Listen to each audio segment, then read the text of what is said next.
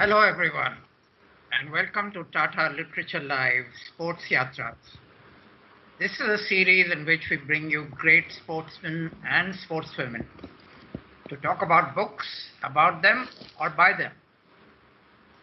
This regular series has been received with great enthusiasm as can be seen by the large number of people logging in, and thank you for that.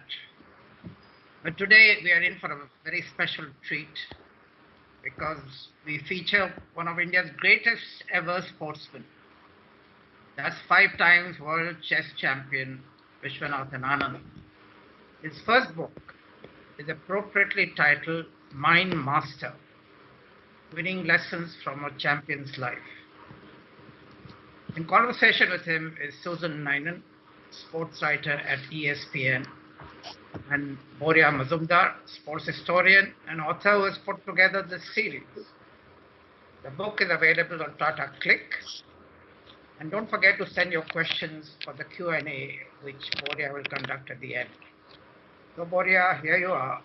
Please take over. Thank you, Anil, as usual, for your introduction and kindness. To allow us to do this series to the Tata Group, to Harish, Atul, Jaya, and the entire tech team. Absolute pleasure to have Vishy and Susan with us. I mean, they've co-written this book. We were just speaking to each other for about a year and a half. They've collaborated.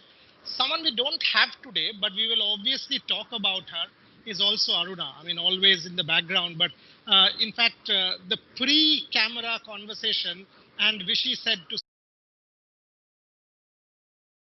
means there was a silent presence all the while. Okay, so we'll celebrate her also. So before I go to you, Vishy, Susan, when you get someone who is a mind like this, when you approached the book, how did it happen from your end? Give me the story, because I'm deeply invested and interested in the backstories of how books like these happen, and that process for me is fascinating. So your story as to how did this happen? Well, I was asked in 2018, in mid-2018, just before I was leaving for the Commonwealth Games. And I think it was like an incredible opportunity for me. I mean, I just jumped at it. I was like, this is the best, opportunity for me to get to know one of our finest athletes, up close. I mean, we already knew each other as like athlete and journalist, but this gave me like a very close view into the way his mind works, all of that. And I think what made my work a lot easier was that Vishy at no point, at no point did he say, you should not ask me this, or he wasn't uncomfortable with any questions, whether it's aging, whether it is his losses, or any of those. I mean, he was ready to say, I mean, whatever happened through his life, whether it's the losses, and as you read in the book, I mean, obviously he speaks a lot about his losses, and it's not a book that just talks about his, his glories, or, I'm great, or this is what I won.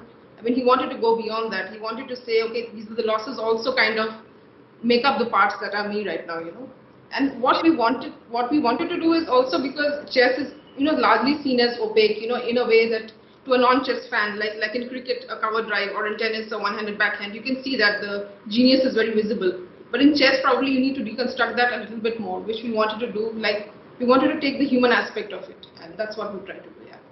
And you've been super successful in it. Vishy, to you, when I read the book, I actually like the failures more. It tells me that if you can fail, if you can lose, what's my problem? I mean, if people like you can lose, we can all lose, right? So it actually tells me the human side of you, and I loved it. For me, the book is a life lesson rather than an autobiography or a memoir or whatever you want to call it. How did you approach the book? Well, there have been prior attempts at a book, and none of them, went to the finish line. And we had a very attractive target, my 50th birthday. And it's also coming at a time when I'm able to reflect a lot. To give you one example, I would say 15 years ago, I would not have wanted to discuss my weaknesses in quite the depth that I approached the book last year, because I still had games to play and I didn't want to give any insight. I mean, this gets a bit paranoid.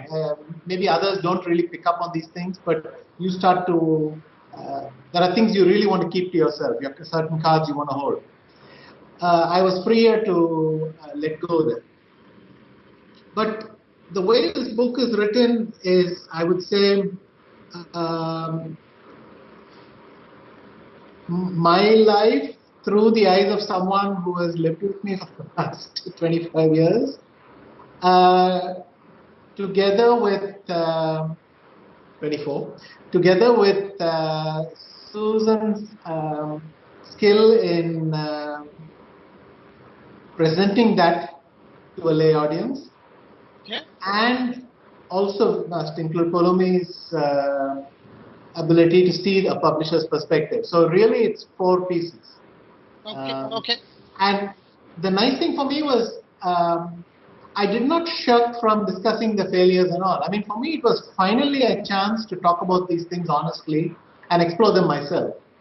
And the reason is simply, you know, many things get reduced to very simple lines. I mean, he won because he's a genius is very simplistic, but you can live with that.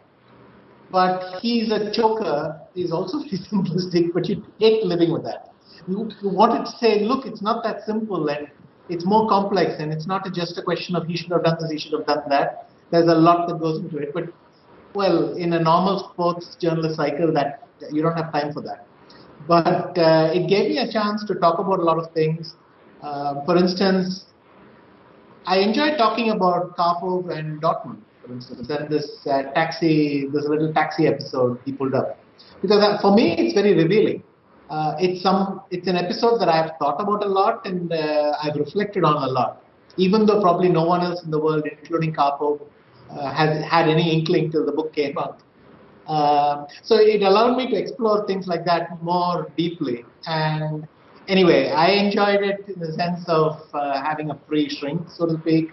I could let go, get my version of the record, talk about a lot of things.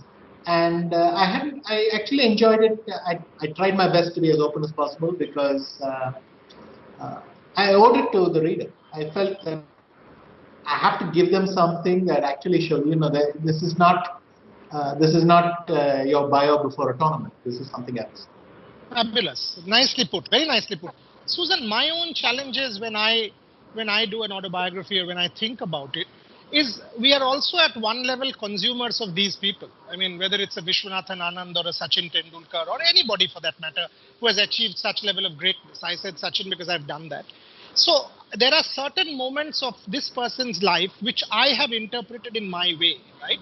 But when I write, I've got to be Vishy or I've got to be Sachin. How did you negotiate your own perspective of Viswanathan Anand, leaving that aside when you were writing this book? You weren't Susan Ninan. You were Viswanathan Anand's alter ego of a sort, right? You were living his life for a year and a half or two. That for me was difficult. That for me was very difficult when I was trying to do playing it my way. Want your thoughts on it?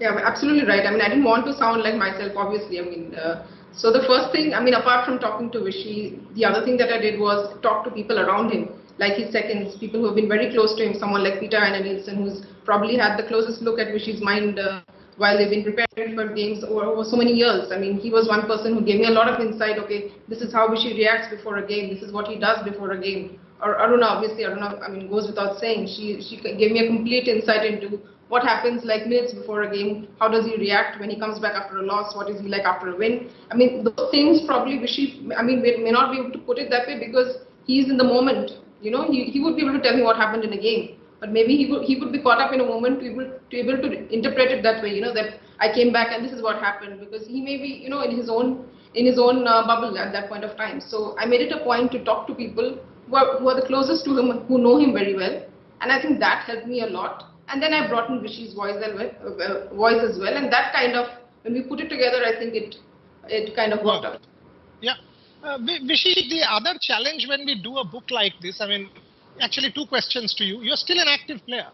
So tell me, I mean, how is it? And you started in 2018, which means you were what, 48? You're still playing.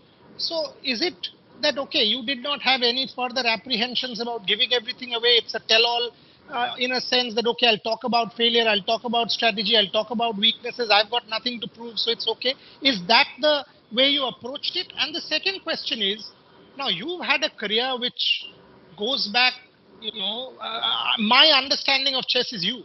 I mean, obviously, my friend Dibendu Borua and Kolkata and Alakine Chess Club where I used to play, but it's you, right?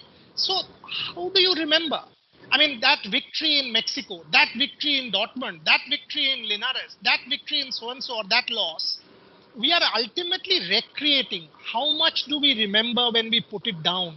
And going forward, if there is a sequel, will you now record? I mean, this is for all athletes, and I keep saying this. If Viswanathan Anand has a great game today or a bad game today, he should have a microcassette recorder and record his sentiments. So there is a Susan Ninan to be passed on to. So at the end of maybe 2 years, we have enough dope to be able to put another thing together of real material of that particular day. Do you think that is an issue? Okay, I have felt for a while that I am in extra time. I'm in stoppage. This is, and I don't have any great illusions that spectacular things are going to happen. I mean, I'm kind of playing for pleasure, and I get some good results from time to time, but equally difficult moments are sprinkled in and so on. So I think it was really the perfect time. It's hard to tell. Was it the act of writing a book that got me to see it that way, or did I see it that way and therefore write the book? And you can say age is just a number, but at the same time, something about coming to some deadline like this or some milestone like this causes you to look at things differently.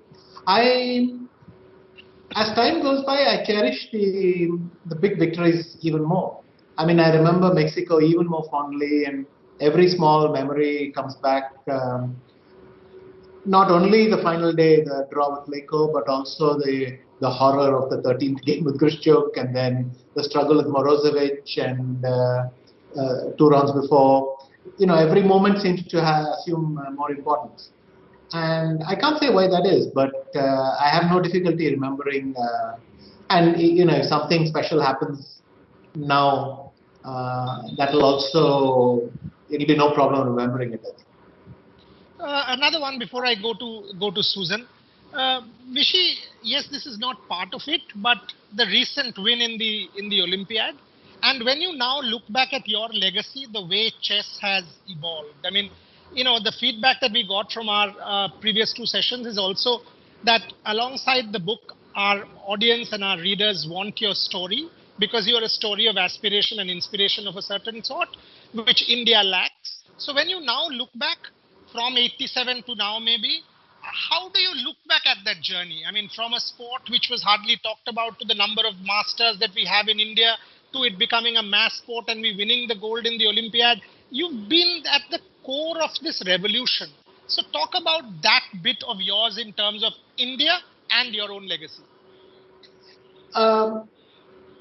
I mean, we all stand on the shoulders of others, shoulders of giants, and definitely I was lucky to be in Chennai, which had India's only 4 international masters at that time. I was lucky to be in the chess club and so on. But nonetheless, from the time I became like a national junior champion for the first time to today, this is in some sense also the history of Indian chess, or at least its most significant 3 decades. I mean, there's fascinating stuff going before, but never on this scale. And you're right, India has rediscovered chess as a sport, mostly in this time. And I also wanted to, what I enjoyed the most was trying to remember what it was like back then. Not even questions of how I prepared and so on, which are obviously very different, but even what it was like to take a flight and what it was like to land in a place and then not know how to call someone and to call their one landline and ask them, hope that they answer it. Everything then worked at a different rate. And my first time going to Moscow, and having this feeling that every Russian taxi driver probably knew about chess, and all these weird impressions we had then, and it was so much harder to clarify. But yes, this is maybe the most important 3 decades for Indian chess as well. Okay. It's, I mean, when we published the book, we couldn't anticipate this Olympiad. Well, who could anticipate COVID anyway? But that, for me, it feels like this Olympiad is maybe a starting point for the next few decades rather than something for me. Oh, nice. Susan, there are certain parts of the book which just sort of stand out, and it happens with every book. Which is yours? That, okay, this one victory, this one moment, this one game, the way Vishy described it, and you were like, this is my eureka moment, I loved writing it. Can you decode one such for me? One such story or two such stories that when you look back even tonight, when you take Mind Master and read it and you're like, oh, you know what, I feel great about it. Your two stories. One would definitely be Born. I mean, the night before, where he talks about his decision to play d4. I mean, all of that. I love that story. The way he was ready to go for risk, the way he was ready to play his opponent's game, and he stuck by it. Despite his mind telling him otherwise, that okay, maybe I should go for the easier choice. But then he went with his instinct, and I think that is one of my most favorite stories. I mean, that's something you can extrapolate in life as well. I mean, you can take the easier path, but that will get you the same results at the end of the day. If you want like different results, if you want greater results, probably you should try something new. And the other story, obviously, I think that would make for a great movie someday is the Sofia match. I mean, the 40-hour road trip. I mean, he spoke at length about it. Aruna spoke at length about it.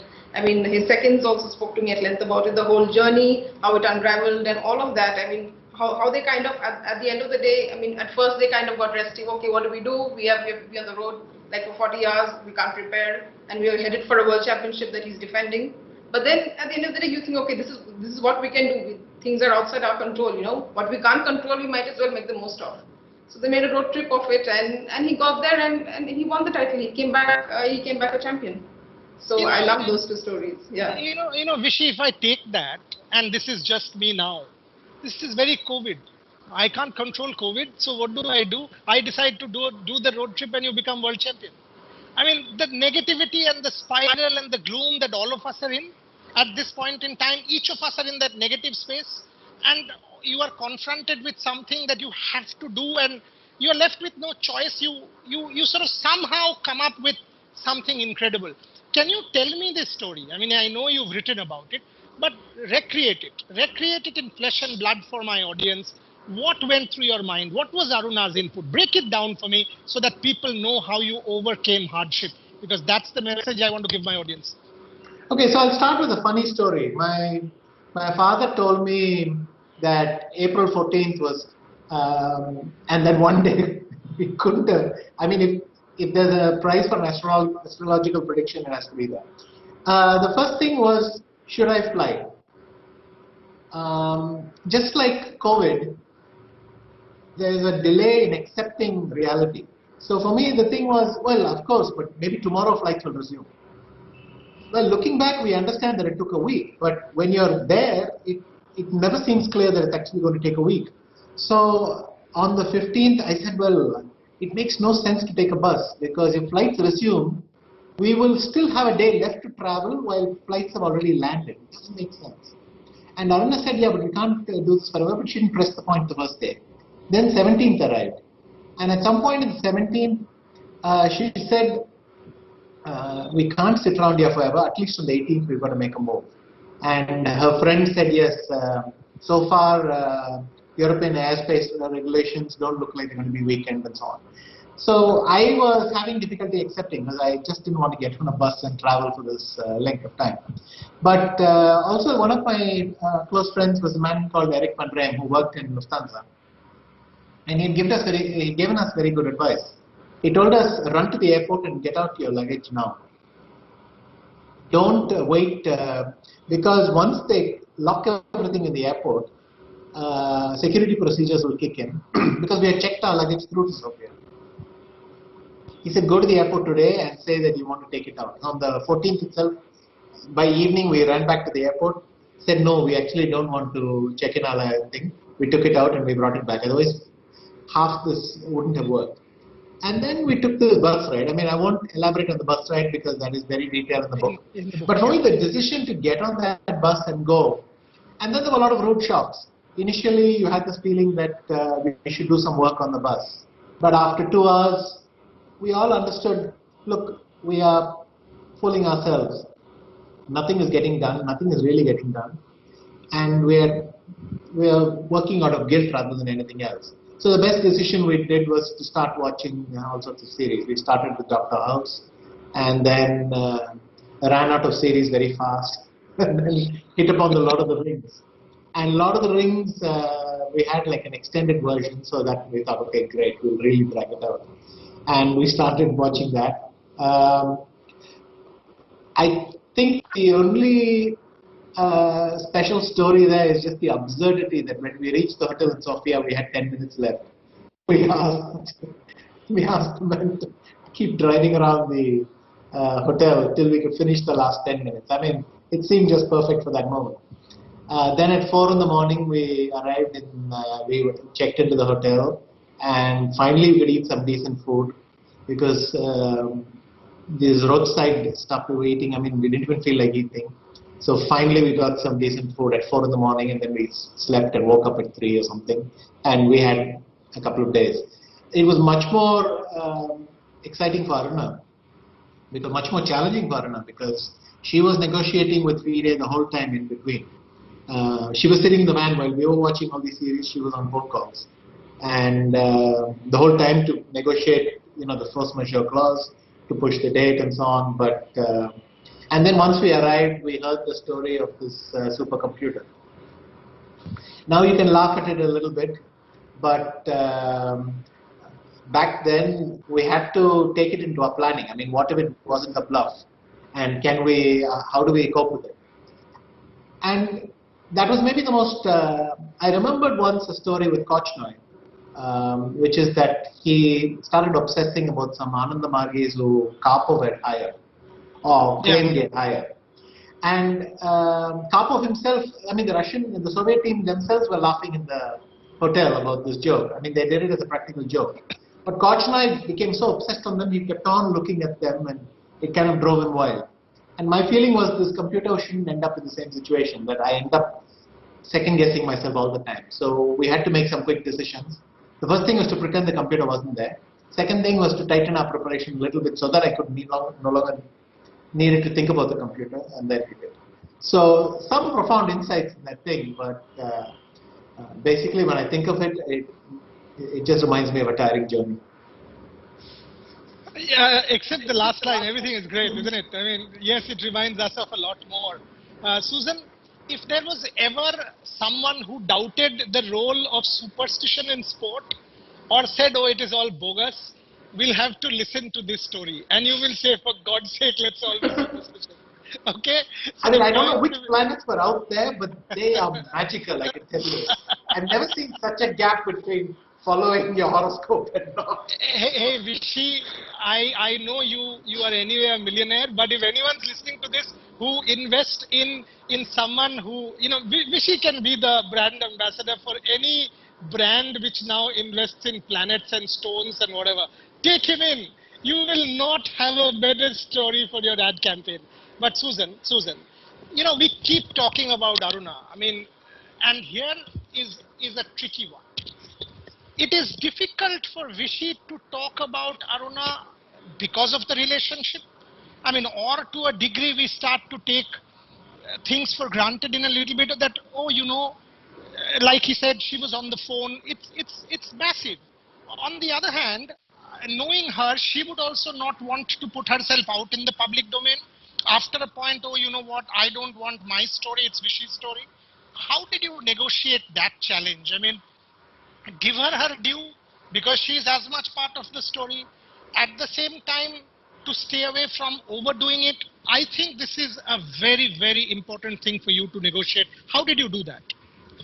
Yeah, I think success in that sense cannot be created in a vacuum. I mean, particularly in Vishy's case, he was invested in his chess, but everything else, Aruna made sure he was insulated from everything else that was happening around him. Whether it's like we were talking, negotiating with seconds, whether it's all the haggling with administrators, and all of that. I mean, she is someone by nature who tends to get affected by the little things. I mean, he can think, okay, why is this happening, and all of that. So, which is why, I mean, she wanted to keep him like away from all of this humdrum that was happening. Just keep him in this wiser focus that, okay, you just focus on chess. I'll take care of the mess. I'll take care of everything else. I mean, the hotel bookings and everything, I mean, which she did very well. And so for that, I think what I've also done is, I mean, apart from speaking to Aruna, obviously Rishi gave me his perspective that this is what Aruna did for me, or this is how she has helped bridge the gap between whatever, whatever things I didn't want to take care of in that sense. So, I mean, that kind of flowed organically, I think, in a way. I mean, it fit into the story.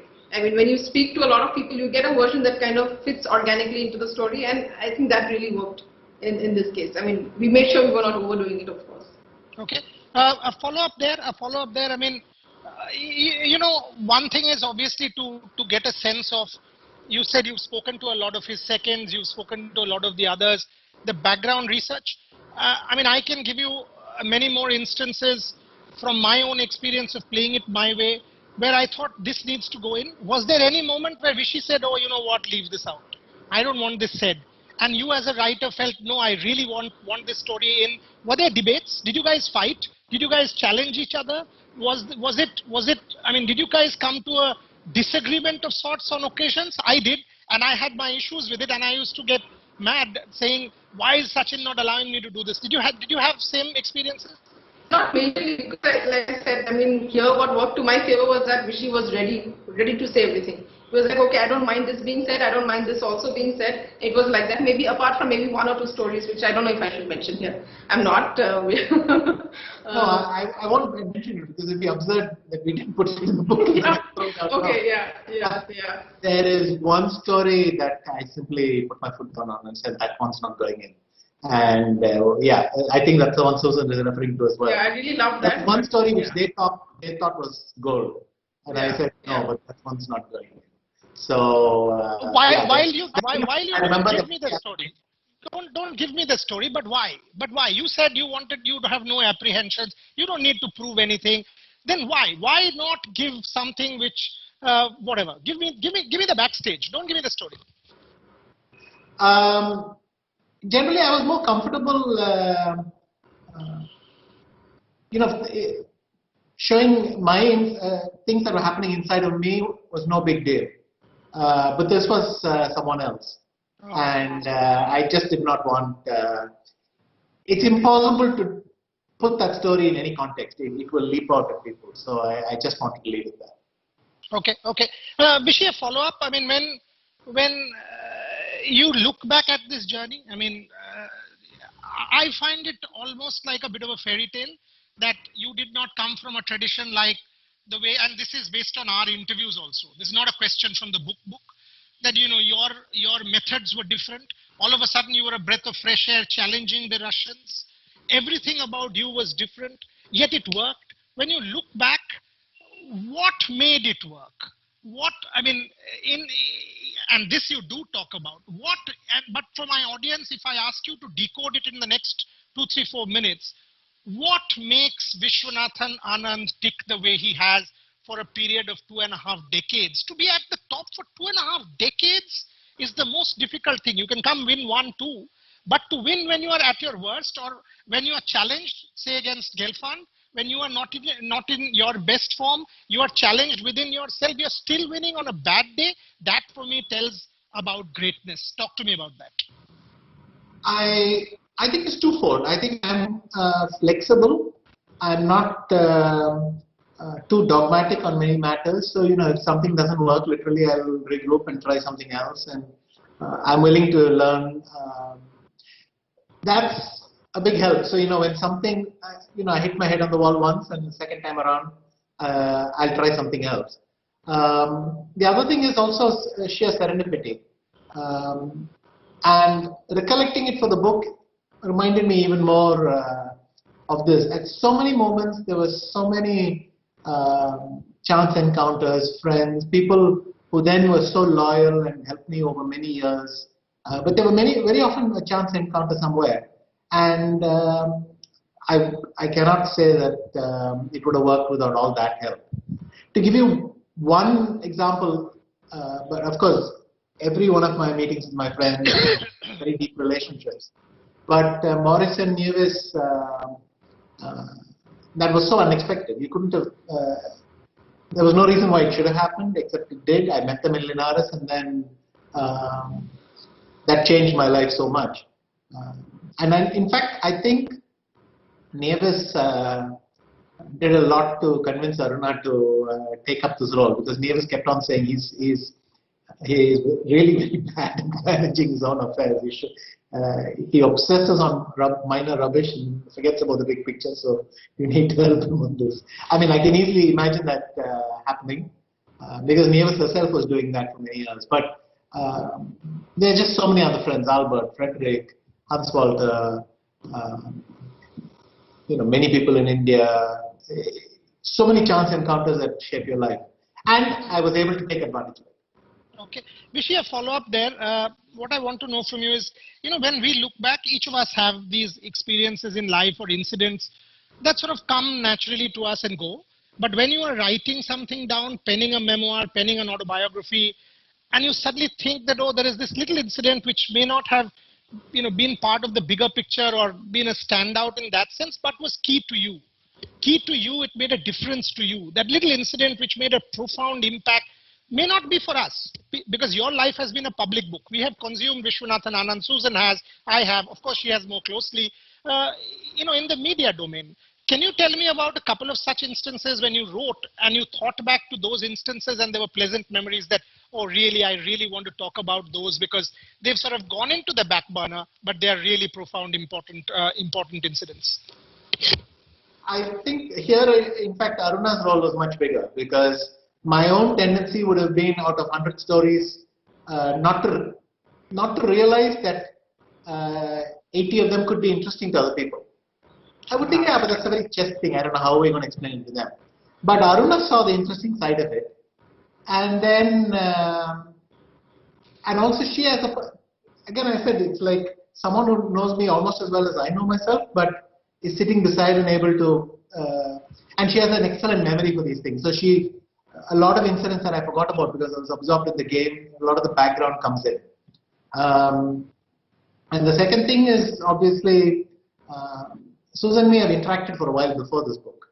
So first, I think she's influenced by her TOI days, but then also by ESPN, which is a different kind of style. But in ESPN, she was covering chess a lot. So she could also recognize when something happened. So here the main credit would go to Aruna telling Susan, don't ignore these stories and let's build on them, rather than me. My own tendency would have, there are many things that I find very interesting, but I assume non-chess players wouldn't be interested and I forget to mention them. But this is the way that came out. Okay. Susan, how is he as a subject? I mean, I know, yes, you've interacted with him as a journalist before, but as a subject, I mean, can you give me an understanding of Viswanathan Anand, the man? Like when I talk to him, and I've done what, maybe about 14, 15 interviews with him over the years, he comes across as professional, dignified, gracious, solid, will keep to time, etc., etc., etc. So all very box tick kind of, because I have not decoded him. I have not broken down the real Viswanathan Anand. My interactions have been 1 hour. Okay, 6 to 7, I will talk to him, move on. What about you? Because you've lived with him for 2 years in this writing period, 100 hours of interaction with him and Aruna. Give me a sense of them as a couple and Vishy as a character. Break down the human for my audience. One, of course, like you said, is discipline. Like if he told me he'll be there at 10, that okay, I'll be available from 10 to 1. I mean, he wouldn't be a minute late. He'd make sure he'd give me those 3 hours, he'd give me those 4 hours. It is very important in such interactions. You want the other person to be around, to be able to give you those stories, to be able to give you those insights. He was always like, I would send him these questions, he would either respond by voice note or we'd have a call. So he was always available for any questions at any point of time. Even when he was traveling for tournaments, unless it's probably on the day of the tournament or something, we would also interact that way. And also one thing that really, I'm sure most people must have noticed this about Vishy, is that he doesn't take his success too seriously. He wears it very lightly. He's like, okay, so yeah, I know I won these titles, so so what? I mean, he's that kind of a guy who doesn't kind of take himself so seriously, which is why it's more easy for him to be honest perhaps about himself. You know, those stories that he says that about his losses, he's more candid about it because he doesn't take it, you know, as as that, okay, this is the be all, this is the end all, this is how I should be, or, you know, this is how people should look at me. He was not at any point, you know, conscious that this book should be like a branding stuff, or, you know, this is how I should come across as this, you know, this demigod on a pedestal, or any of that. Like, he was like, this is, I'm human at the end of the day. So we wanted to humanize the hero, I think, which is what we have tried to do. Vishy, how is that possible? I mean, it is possible because you are like that. I mean, that's true. So what she just said is true. But I really want to know, is it family values? Is it like your parents? Is it like, oh, you've always been like this? 5 world titles in India, you have only one. Out of 1.3 billion people, I can count maybe 3 athletes of your league. We've not won anything. When we talk chess, oh, you know what? We have Viswanathan, Anand.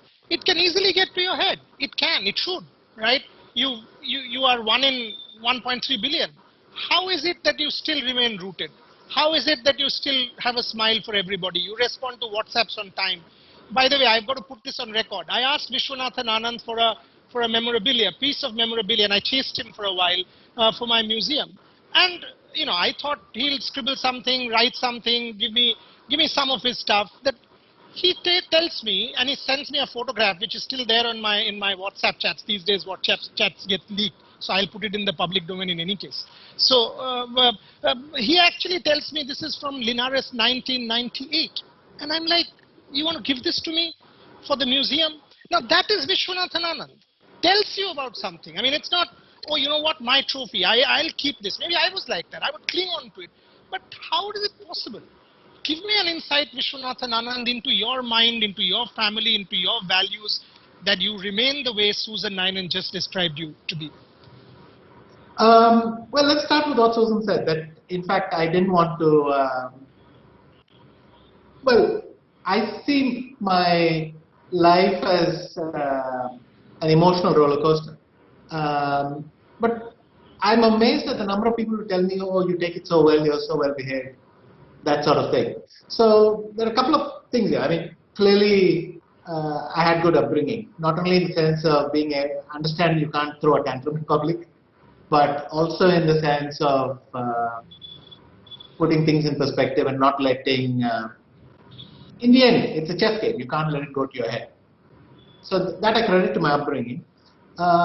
When writing the book, I thought it would have been very boring not to say that I am the worst loser there is. So there are days when I'm the worst loser there is, and there are days I'm blissfully happy. I mean, I just felt you have to get this out there. You can't be boring. It's not only a question of being human. It's just it's much more interesting. I mean, I want to say that chess players go through a lot, and unfortunately we can't break rackets or headbutt each other. Maybe we should. And yeah, I think in general I've been fairly reasonable, in the sense that I've been taught, maybe it's family values, and maybe it's my friends, I don't know, but this idea that if you're decent to people in the long run, they will be decent back to you, and there's a bit of that as well. Okay, But let me push a little bit.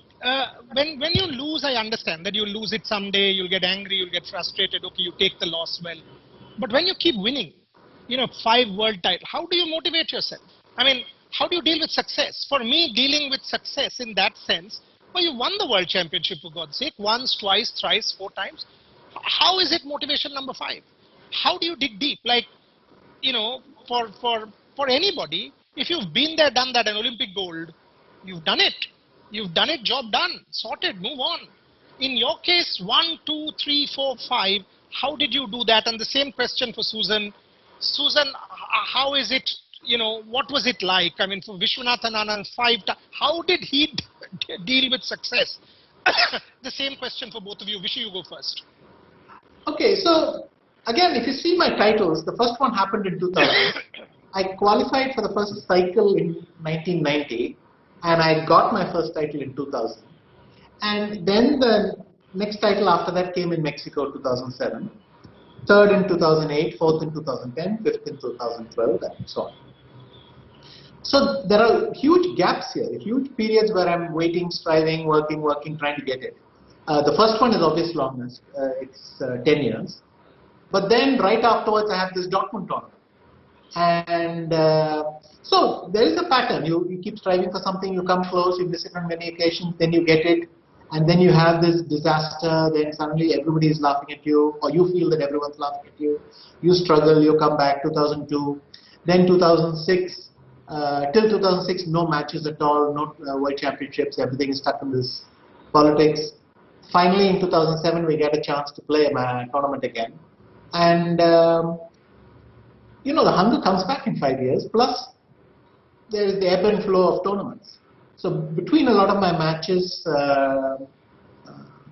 there were tournaments, some were good, but some were bad. So you kind of motivate yourself, you have the slumps. So the ebbs and flows are there. I mean, you say 5 World Championships and you're right. But in between, a lot of stuff is going right and wrong as well, and there is a certain flow to life, and that works. The other thing, which in fact we cover extensively in the book, the first title, you win it, and then some guy who plays in a club comes and tell you, yeah, but the other cycle is more legitimate, this and that. And, it cuts you a bit. Second title, you've not won a match. Third title, you win a match. Then, only then I started to get something, but already I was 37 at that point. So my attitude also had changed, and now I understood how precious these titles were, and I went after them. I think reading the book, you should be able to see where my motivation comes from, but for me, it felt pretty natural. Okay. Susan, you take the same one. I mean, how was it to express success? Because again, knowing the kind of character he is, he will not want you to go overboard even when you write the 5 World Championships or whatever. How did you deal with that? Because in our case, you and I, when we document something in India as Indian writers, we are starved. We don't have these guys. And we want to write about them. It sort of becomes an eulogy, but here you've got to hold on. How did you deal with that challenge? And this question is for Susan, not Viswanathan Anand. So how did you deal with that challenge in writing? I think we were clear about the moments we wanted to pick out. First of all, I mean, the matches he wanted to talk about, the moments he wanted to pick out. That is one. And the other thing, I think what helped Vishy really, at least in the initial years, was his own attitude towards everything else that was happening around him, because there was a lot of chess politics at that time, and he was left out of certain things and all of that. So he could go either way. I mean, he could have either said, okay, like, this is it, I don't want to kind of deal with this anymore, or, I don't want to take this, I'm being left out of all of this, and all of that. But he never took it that way. For him, it always was, what I can't control, like I said earlier. What I can't control, I might as well deal with it. Like, before the Mexico tournament, he was in a bit of a dilemma that, okay, should I be going for this all over again? I mean, how do I approach this? Then he was like, okay, this is not my problem right now, so I might as well go with what I have. I think that has helped him a lot in the initial years, his own very non-confrontational attitude, if we may say that.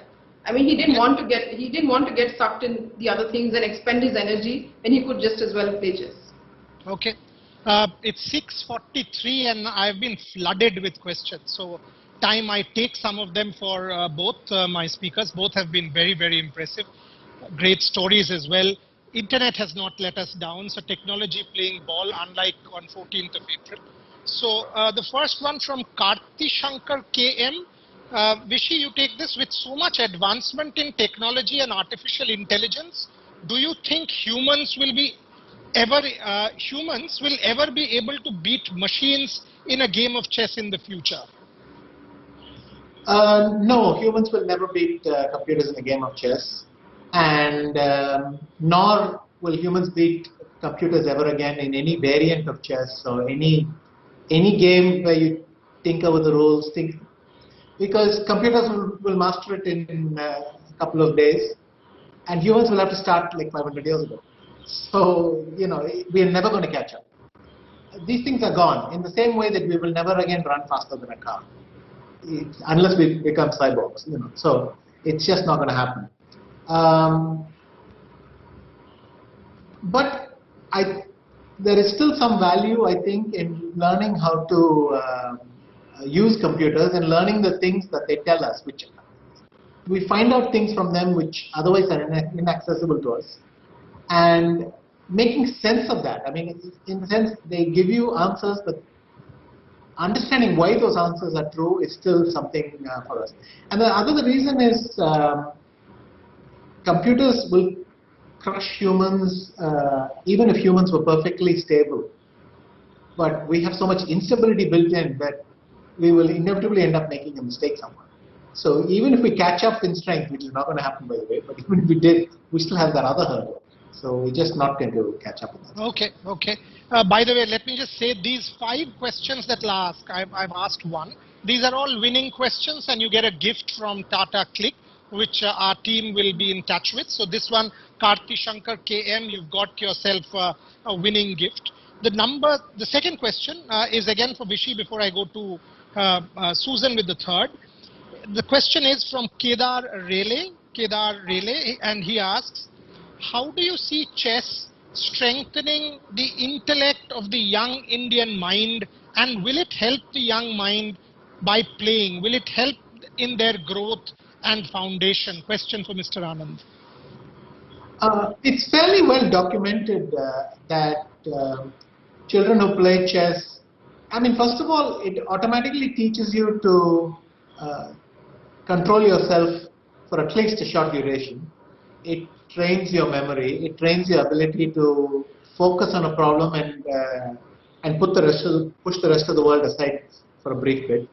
It trains you to see a lot of games and then recall the appropriate example or motive you want to follow and try and apply it today. So it builds a lot of skills that then turn out to be incredibly useful in academics and other walks of life. Even people who play physical sports like to play chess once in a while to unwind, in the same way that chess players do it in the other direction. So I think it is one, I wouldn't say it's unique. Probably music has the same effect, all sorts of sports have this similar effect. You know, I'm not going to rank them, but I'll say that chess is definitely incredibly healthy. And at least if you do a couple of hours a week, you're building some skills that are going to stand you in good stead. Okay, just so you know, to whoever asked this question, and it was Kedar. I've spoken to a couple of Indian cricket captains, and they tell me, like in chess, if they can think 3 moves, if they have peripheral vision, what will happen 5 overs down the line, it helps them. So it helps in sport as well. Aruna, you take this one. This is from Anita Khatri, a winning question. Chess is a sport where men and women could compete against each other. So why are separate competitions held mostly? From Anita Khatri. To you, to Susan. Well, I mean, that's the way it is as of now, and there is a bit of a gulf in terms of performance ratings between the top men's and women's players at this point. But I mean, if you look at the good side, if you look at the bright side, in India at least we have some decent players. Whether it's Koneru, who's coming back after like a 4-year break, she came back last year and won the World Rapid title. And we have players like Harika, the younger ones like Divya Deshmukh. So I mean, obviously there is a gulf. There is no denying that there is a gulf in the men's and women's chess scenario. But I believe that is we're probably bridging it in some level. Okay. This is from John Guru, again a winning question. The love for indoor games is on a rise and many YouTubers have started streaming chess online. What do you think will be the future and popularity of the game when things get back to normal? Vishy? It's a boost. I mean, anytime you attract a new audience, it's good for your sport. Long term, I don't know what the effects will be, but definitely chess has grown from the kind of people who used to find their way to chess. Now the size of the audience has increased. In India, but certainly also in the US, there's a lot of activity here. In fact, in the US, it seems to be heading towards becoming an e-sport almost. And so, you know, it's kind of happening. It's very good for the game, but don't tell me what, I mean, don't ask me what vaccine could do to it. I mean, when we get back to old habits, again, there'll be a lot of shuffling. So I don't know which bits are temporary, which bits are permanent, but it's grown by a lot. Okay. Yeah. So the last winning question is from K. Kharas. Susan, you take this. What explains the huge explosion of chess talent in India so many grandmasters, and the last line is a killer. Is it because we are brainy people? Well, I don't think it happened overnight. I don't think it happened overnight. I think it's a cumulative effect. It's been on the rise for at least a past decade. I mean, what we are seeing now is the results of what's been, or the work that was put in over the past decade. I mean, all these kids that we see on the block, whether it's Pragyananda, Gukesh, all these young kids who are here right now. I mean, it's good. I mean, in a way, we have a lot of non-tournaments right now in India because which are like geared to produce a lot of grandmasters, but at the end of the day, that's not an end in itself. I mean, we have to look beyond these grandmaster numbers. We have to look at more of them, pushing into above 2500, getting into 2700 club. Of course, that will require a lot of things coming together, whether it's them traveling a lot or whether it's the right coaching and all of that. So we have the strength in numbers, which is a good thing, but we also have to aim high. Okay, I'll take 3 more questions before I hand it back to Anil and thank my guests. This is from Pankaj Kumar. This is for you, Vishy. Does Viswanathan Anand predict? Okay, so the question's phrased wrong. I'll phrase it for you. Basically, he's asking, who do you predict will take your place as a future world champion from India? Do you see anyone with that level of potential? Quite a lot. I mean, right now we have, let's call them a golden generation of youngsters, all between 13 and 16. I mean, some of them got their title 2 years back, some just a year back, but and they are very good. On top of that, we have some girls, I think, with potential to go to the top, but it's a long journey. I mean, all of them are 15 and 16 year olds. So the typical names: Pragyananda, Nihal Sare, Gukesh, Ronak Sadhwani. So typical names on this end, and Vaishali, Divya Deshmukh, Vantika. So very young, good promise for the future, but we'll simply have to see how they evolve. Okay. The next one for you before I give the last one to Susan. Chess is an individual game unlike soccer or cricket. Hence there is and by the way, this is from Sriram Srinivasan. Hence there is concentrated pressure on an individual on the field, unlike distributed pressure among team games. Did you all sort of feel this, that at times you felt real serious pressure and you were unable to deal with it, and how did you deal with pressure? Well, pressure is simply part of the game. You'll feel it in one way or the other. And by the way, I had a phase of world championships when sometimes I wouldn't even care for myself, because you kind of get over something, but you realize how much effort your team has put in, and that makes you feel miserable and back and forth. So I'm not oblivious to that emotion, but mostly you play for yourself, and you learn to just take responsibility. That's the most important thing. I think in the beginning, every chess player gets attracted to the lifestyle, this idea of total freedom, this idea that you're your own boss, you can wake up when you want, as long as you play a decent game of chess, it doesn't matter. But then you slowly add the numbers and you see that discipline and hard work and all these things increase your success, and then you learn to channel your stuff. And as for overcoming setbacks, like I said, you try one thing, then you try another, and you keep trying new approaches. But I know what it's like to feel guilty about for the team and back and forth. But yes, chess is entirely decided by one person on the board.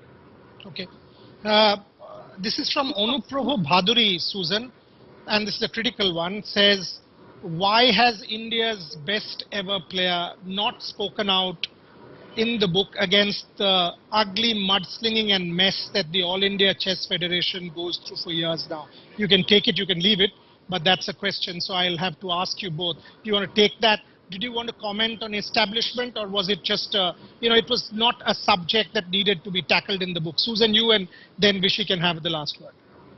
My understanding is that Rishi is someone who never wants to be embroiled in any kind of politics, whether it's chess or otherwise, and which is why the detachment is very natural, which is why, it's not that he's otherwise involved and he's not speaking about it. So I think it was a natural thing to do, to not speak about it, because he's not involved in it at any stage, and I'll leave it to Rishi to take it further. Rishi? Well, so we could probably analyze my childhood and find some clues to my non-confrontational behavior. But it was heavily strengthened by the first breakup in the chess world between FIDE and the PCA. And I remember very clearly that at the beginning when this happened, so many people spoke out so strongly, a few in favor, but most against.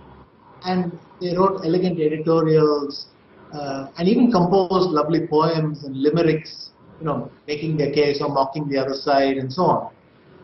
And then a day passes, another day passes, a week passes, and actually nothing changes. So this idea that speaking out against something makes a positive change is not something I believe in at all. You need huge numbers before public opinion brings itself to bear, and most of the time I have the feeling that public opinion doesn't stay on one topic for long. And you can call this afterwards almost a self-fulfilling argument, it's a self-justifying argument. And perhaps there are moments you can speak out, but more or less when I look at things, I just don't see that one decisive intervention, one interview to a journalist attacking them, calling them names, actually achieves anything. Organizations, when they break up, they don't reunite that quickly. I mean, the chess world reunited in 13 years. I couldn't have been the reason why they took 13 years to reunite. The fact that I didn't speak out much, that couldn't be blamed for 13 years ago. And these things happen on a bigger scale. So, and the same thing in the Indian Federation. If they didn't, if they found a way to break up, one critical statement isn't going to move on. Okay. It's 57, so I need to thank my speakers and hand it over to Anil Dharkar for the last minute for closing comments. I'll tell you two things. One, there are many Indias. For me, there is not one India. There's no one India that exists. Kolkata is as different from Chennai or Delhi, and we know all that. The whole Benedict Anderson concept of imagined communities really doesn't apply. There are 200 Indias. What you see on primetime national television is not India. That's not India that you and I live for. The India that you and I live for produces a Viswanathan Anand. The India that you and I live for gives hope, gives aspiration. He wasn't born into wealth. He's not someone who, has been sort of given all the privileges from age 2, age 3. He's evolved and he's the champion next door. If Vishy can, you can, I can. You will not be 5 times world champion, but you will be a successful man or a woman and live a successful life. And when I say success, it means a life of dignity, grace, and composure. That you can, and Vishy teaches me that. When I'm down and faced with anxiety and difficulty, I think of a Viswanathan Anand or an Abhinav Bindra or a Sachin Tendulkar. That's why he gives me hope. That's why Mind Master will always remain special for me. Susan, I know what it's like to write and make a living out of it. To be able to write the way you have, put it down in 250, 300 pages when you and I are challenged every day. What will people say? What will the world say about this? Am I being able to give Vishy the right book? Am I being able to do justice to a genius like him? It takes a hell lot of courage to be able to do this. So well done to you, more power to you, more strength to you. And of course, the silent spectacle here, from behind, who made the book possible, perhaps even made this session possible, because she was the one coordinating with the Tata Literature Live team and Vishy and Susan and myself and Polumi, is Aruna. So my hats off to her as well. So fabulous session, being a great audience, all of you who were with us as always. Thank you very much. Back to you, Anil Dharkar. Thank you, Boria. What you said in closing about Viswanathan Anand is so touching and so right. And I don't think I have anything to add to that, except to say that the truly great champions have a humility which distinguishes them from everyone else. Thank you, Viswanathan Anand, for your very, very thoughtful and entertaining conversation. And I love the way you didn't duck the last difficult question. You did answer it. Thank you, Susan Ninan, for the book and for whatever you said. And Boria, you above all, always putting a great session together. Thank you so much. Thank you, Tata. Thank you, Tata Click. And thank you, all viewers, for being here. Thank you. Thank you very much. Thank you and stay safe, everyone. Thank you, Vishy. Thank you, Susan. Bye-bye. Thank you, Boris. Thank you.